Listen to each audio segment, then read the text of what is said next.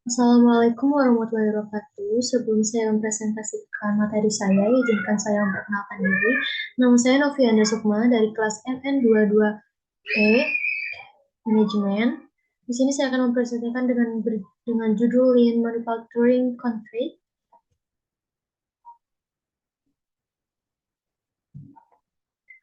Oke, di sini ada pendahuluan. Dalam perusahaan manufaktur terdapat aktivitas tidak bernilai tambah non-value added atau pemborosan dalam kurung wasted akan mengakibatkan pemakaian sumber daya mulai energi, sumber daya manusia, dan waktu yang semakin tinggi, maka proses produksi tersebut tidak efisien.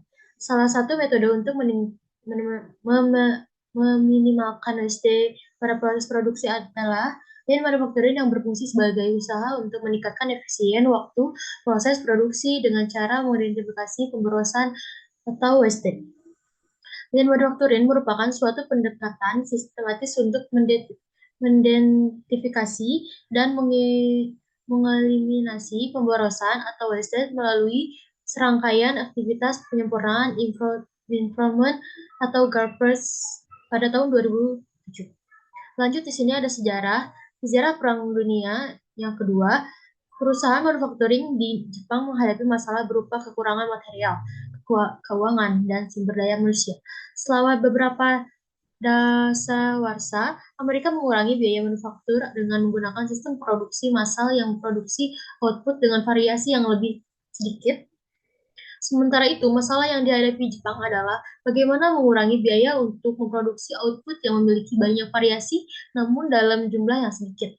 Sejarah Lian kembali timbul pada tahun 1940 ketika pekerja di Jerman memproduksi 3 kali lebih banyak daripada pekerja Jepang, dan seorang pekerja Amerika yang memproduksi 3 kali lebih banyak daripada pekerja Jerman.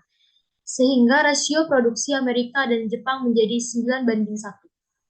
Adapun di sini konsep konsep lean manufacturing dirancang untuk memaksimalkan nilai yang dihasilkan melalui peningkatan berkelanjutan dan pemborosan yang minimal. Catatannya, meskipun lean umumnya diasosiasikan dengan manufaktur, lean dapat diterapkan pada industri apapun.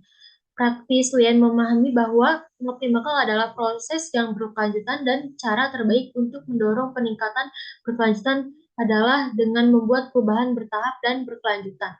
Konsep manufacturing membantu mengatur cara membuat perubahan ini sehingga dapat mengoptimalkan pekerjaan tanpa mengganggu tim yang melakukan pekerjaan.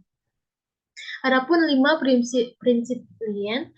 Satu, mengidentifikasi nilai dari suatu produk yang didasarkan dari sudut konsumen, yaitu produk terbaik dengan harga yang bersaing dan servis yang tepat waktu.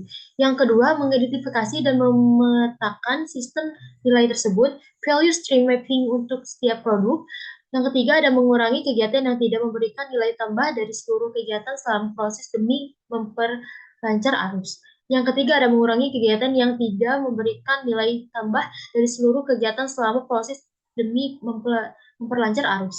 Yang keempat ada mengorganisasikan pesanan material, informasi, dan produk dalam suatu alur yang baik dan efisien selama proses menggunakan full system. Yang terakhir ada memberikan variasi investigasi yang berkelanjutan dan dalam teknik dan alat demi menghasilkan perbaikan yang terbaik dan terus menerus for the customer. Lanjut di sini ada jenis-jenis wastage. Pengertian untuk tiap wastage itu sendiri memiliki arti yang berbeda-beda. Berikut ini adalah 7 jenis pemborosan yang tidak bernilai tambah. Padahal tahun 2018. Yang pertama ada defect atau cacat dapat berupa ketidaksempurnaan produk, kurangnya tenaga kerja pada proses berjalan adalah proses pengerjaan ulang atau rework dan klaim dari pelanggan. Yang kedua ada waiting atau menunggu, dapat berupa proses menunggu kedatangan material, informasi, peralatan, dan perlengkapan. Para pekerja hanya mengamati mesin yang sedang berjalan atau berdiri menunggu langkah proses selanjutnya. Yang ketiga ada unnecessary inventory atau persediaan yang tidak perlu, dapat berupa penyimpangan inventory melebihi volume gudang yang ditentukan, material yang rusak karena terlalu lama disimpan atau kadaluarsa. Yang keempat ada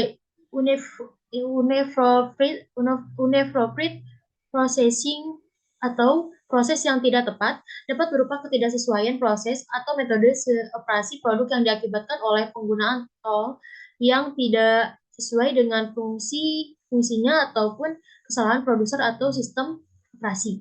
Di sini ada unnecessary motion atau gerakan yang tidak perlu dapat berupa gerakan-gerakan yang seharusnya bisa dihindari.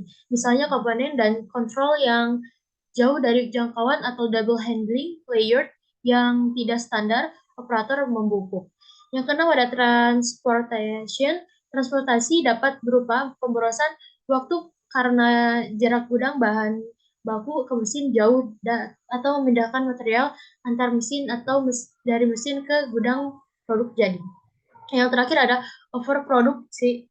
Overproduksi, kelebihan produksi dapat berupa produk barang-barang yang belum dipesan atau produk yang diproduksi lebih banyak daripada yang dipesan atau dijual. Lanjut, di sini ada contoh WST, beberapa contoh WST antara lain. Yang pertama ada waktu tunggu yang tidak perlu di antara langkah-langkah produksi. Yang kedua ada memproduksi pasokan yang melebihi permintaan pelanggan. Yang ketiga ada tingkat persediaan barang dalam proses yang berlebihan. Yang keempat ada logistik yang buruk. Yang kelima ada pekerja tidak efisien dan waktu ideal. Yang keenam ada cacat dan kualitas buruk. Yang ketujuh ada kesulitan bagi pekerja untuk berpindah antar tugas. Yang terakhir ada pekerja yang kurang dimanfaatkan. Baik, di sini pun ada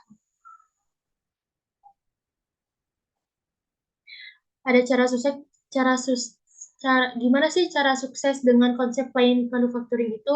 Yang pertama ada value stream mapping.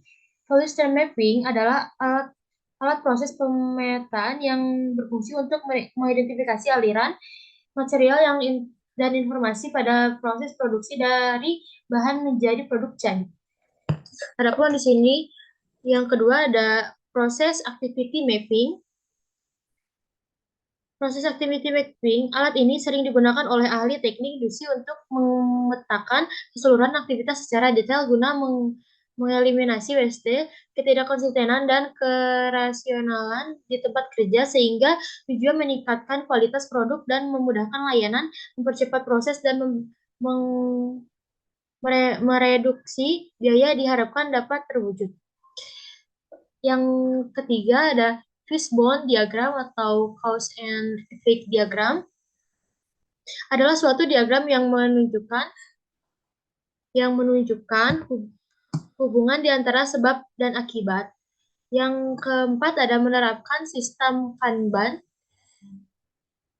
Secara tradisional, organisasi menugaskan pekerjaan berdasarkan sistem manufaktur dorong. Di bawah ini pendekatan tugas didorong pekerja produksi diputuskan oleh penggunaan pelanggan yang diantisipasi. Yang kelima ada Gemba. Gemba adalah kata dalam bahasa Jepang yang berarti tempat yang sebenarnya. Bagi praktis lain, pergi ke Gemba berarti pergi ke tempat tim kerja. Pentingnya bagi para pemimpin lain untuk secara rutin membina hubungan dengan karyawan, menciptakan budaya saling menghormati dan kerja tim, dan mempelajari lebih lanjut tentang perspektif tim yang bekerja di lapangan. Baik, yang terakhir ada 5S tempat kerja. Yang pertama ada sortir, menentukan alat kerja mana yang diperlukan dan tidak diperlukan. Yang kedua ada set in order, atur secara berurutan mengatur item ke tempat optimalnya. Yang ketiga ada shine, bersinar, membersihkan, memeriksa, dan memelihara ruang kerja. Yang keempat ada standarisasi, buat standar yang memastikan pengulangan dan konsistensi. Yang terakhir ada suntain, berkelanjutan dan menerapkan sistem yang mendorong penggunaan metode 5S dalam jangka panjang. Baik, terima kasih. Sekian presentasi dari saya. Maaf jika ada kesalahan dalam presentasi saya. Wassalamualaikum warahmatullahi wabarakatuh.